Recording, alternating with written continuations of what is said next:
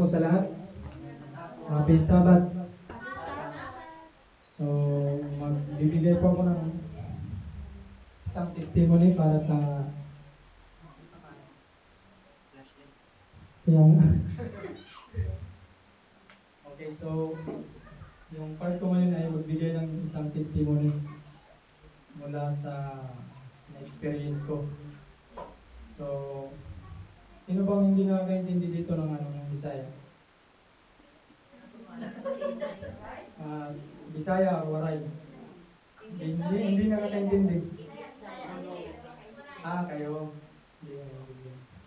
Kasi bago lang din ako dito sa sa Manila. So, yung pagsasalita ko hindi pa talaga parang okay lang Bisaya. Kahit hindi ka Bisaya, naiintindihan natin. Gamay lang. Sige lang, itatry ko yung best ko na makapagsalita talaga ng Tagalog. So,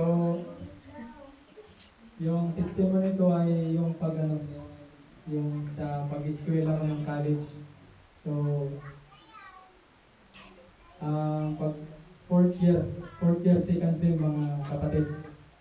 So, akala ko hindi na ako mag-graduate ng 2023. Kasi nga, nagkataon na yung dalawang subject ko na major napunta sa Sabado. So, it's a great challenge mga kapatid para sa buhay ko. Kasi nga, graduating ako. Tapos, nagkataon din yung instructor ko ay masyadong stricto. Stricto siya mga kapatid. So, nakiusap ako kung pwedeng ma-move. Diba, ito yung mga bihirang ito yung kadalasang problem sa mga Adventist kapag nag-i-school ng sa mga public school.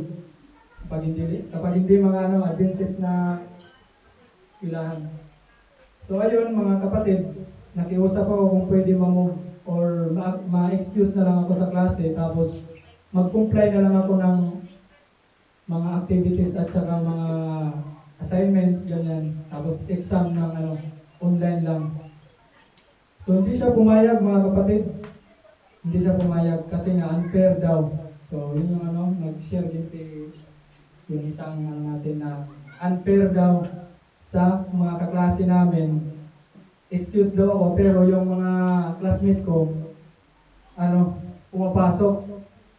Isa din yung reason ng instructor ko. Kaya ayun, parang napaisip talaga ako mga kapatid na i-drop out ko na lang yung dalawang subject.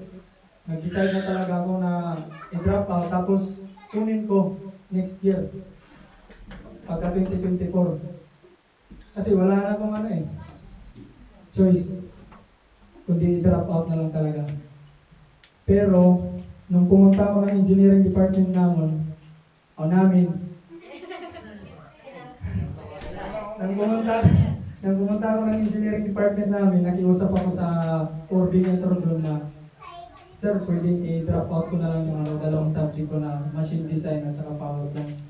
Kasi hindi talaga pumapayag ng yung instructor ko na may excuse ako. Yung coordinator naman, kasi kilala na ako, mula first year hanggang nag-fourth year na lang ako, hindi talaga ako bumagsak. Pasado talaga ako. Kaya nangihinayang sila sa akin. Tapos, isa pa, scholar din ako Malaking tulong din yung scholar sa buhay ko, tapos sa parents ko. Kasi nga ako na yung bumabayad ng boarding house ko. Bali yung sa kanila, na lang, binibigay ng parents ko, na lang, yung allowance per month. So ayun mga kapatid, nanginayang yung coordinator, tapos sabi niya, huwag muna. Kasi hanapan natin yan ng way o paraan. So ayun, tinawagan niya yung instructor namin, nakiusap din siya kung pwede.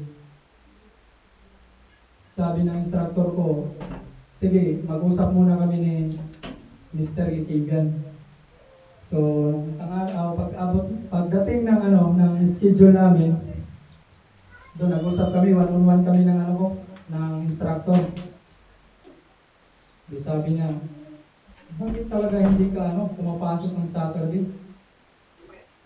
Sabi ko, Sir, kasi ito talaga yung isang nasa commandment ng Panginoon natin.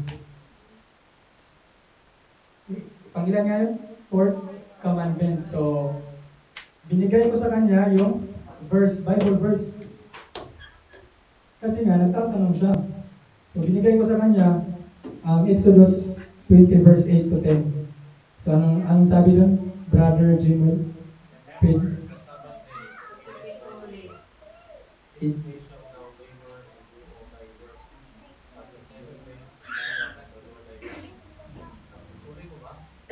Okay na. So, yun. Nalaman ng instructor ko na yun ang mababasa sa Bible. Hindi pa rin siya sabi niya, pwede ka naman mag-excuse sa pastor mo na hindi ka papasok. At saka magpaalam ka na papasok. Sabi niya na pwede ka magpaalam na hindi ka magsisimba lang muna tapos papasok ka ng klase mo.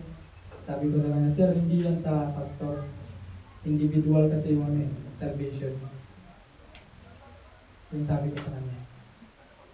Sir, papatunayan ko sa iyo. Sabi niya pala na bakit Saturday yung pagsimba na yung 7th day, Sunday? Katolik kasi siya. Yun. Nag-reply ko sa kanya, sir, may bibigay ko sa iyo 4 na source na ipoprove ko sa iyo na yung 7th day is Saturday. So una sir, kung i-search po natin sa Google, Saturday yung lalabas. Pangalawa sir, yung dictionary. Kahit anong dictionary sir, lalabas doon. Mababasa natin. Saturday din. Yung pangtatlo sir, yung kalendaryo natin. Makikita natin, first day, Sunday. Di ba? Wala namang kalendaryo. Nagsimula yung Monday, kundi Sunday talaga. Yung pang-apat sir, yung Bible. So kung i-relate natin lahat, yung 4, magkatugma talaga yung Bible at saka yung wordly na meaning ng 7th day. So ayun, wala siyang masabi. Mga ilang minuto. Natulala siya. Kasi nga, totoo naman yung sinabi ko sa kanya. Kaya, bigla siya sabi na, dapat i-give up mo na daw yung pagsisimba kasi nga, para na to sa future mo, kailangan mong pumasok. So, as in, gusto talaga niya na papasukin ako ng klase. Nagsabi naman ako sa sarili ko, hindi na ako nag-reply sa kanya. Sa sarili ko na lang, sabi ko na, kung future lang yung pinag-uusapan, sir, yung Panginoon po natin nag-hold ng future natin. Kung unahin ko yung pag-eskwela kaysa sa Panginoon, wala. Baka sa pa lang, babagsak na ako. Or magtitake ako ng board exam, baka doon, ako ng consequences. So ayun, bigla siya umalis. Wala siyang sinabi sa akin. Sabi niya, good luck. Sabi niya sa akin, good luck. Nung pagdating ng nakalipas yung 1 linggo, tapos balik na naman kami sa klase niya. May klase kasi kami ng Thursday. Balik 3 yung subject niya. Di nagkita kami ng Thursday. Pagkatapos ng klase namin, uwi ng mga nalita ko, tinawag niya ako, salika na dito, punta na dito. Sabay siya, ganun sa amin. Sige guys, excuse ka na sa klase. Grabe yung ko. Pero before na nangyari yun, na pumayag siya, iyak ako nun, nung nag-usap kami ng manuman, tapos umuwi ako sa amin. Iyak ako nun sa boarding house. Grabe talaga yung pag-iyak ko kasi wala na talaga. Sabi ko ba, nanalangin ako na, Lord, please, soften the heart of my instructor para pumayag siya na hindi ako makapasok sa klase niya. Tapos kung will mo naman talaga na hindi talaga ako kagraduate ngayon 2023, 2024, kukunin ko yung 2 subject, sabi ko, sa Panginoon natin. Tapos, iyak pa rin ako ng iyak. Kasi nga, naisip ko yung pagod ng parents ko. Kasi nga, babalik na naman. Another year na naman na magbibigyan ng mga allowance yung parents ko. Kaya naisip ko rin yung mga magulang ko. Kaya yun, pumayag na yung instructor ko. So, along my journey, hanggang nag-take ako ng board exam, ganun pa rin, hindi pa rin ako pumasok ng Saturday. Trinay ko talaga. May pasok kami ng Saturday, yung pagre-review namin, hindi ako pumapasok ng Saturday kahit may ano kami. So, nag-aalala na yung mga mga kaklase ko. Tinatakot na nila ako na kulang na daw yung pag-study ko, sabi nila sa akin, pero hindi ako kasi may Panginoon tayo. Yung nasa isip ko. Kaya, tingnan nyo, kung ano ako ngayon. Isa na akong mechanical engineer. By the grace of God. So, yung sasabi ko lang sa mga yung lesson na makukuha natin mga kapatid sa testimony ko para po sa mga kabataan, ini-encourage ko po kayo na huwag po kayong pumasok ng Sabado.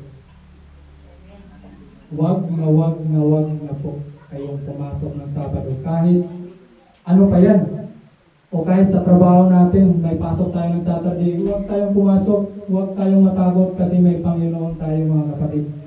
Yun lang yung masasabi ko sa inyo. So, hindi lang to din sa mga kabataan, para din sa mga parents, na huwag niyong payagan. Huwag niyong payagan yung mga anak niyo. Kasi nga, hindi natin alam kung kailan darating yung consequences. For example, nagano tayo ng first year to fourth year, pumasok tayo ng Sabado tapos nakapasa tayo. Pero hindi natin alam, baka sa pag-board exam natin, hindi tayo makapasa, i-delay ng Panginoon dahil nga doon sa ginawa mong action na pumasok ka ng Saturday. Ginawa mo yung araw niya, ginawa mo sa gusto mo. Tapos hindi natin alam din, baka sa pag pamilya na natin, may sarili na tayong family.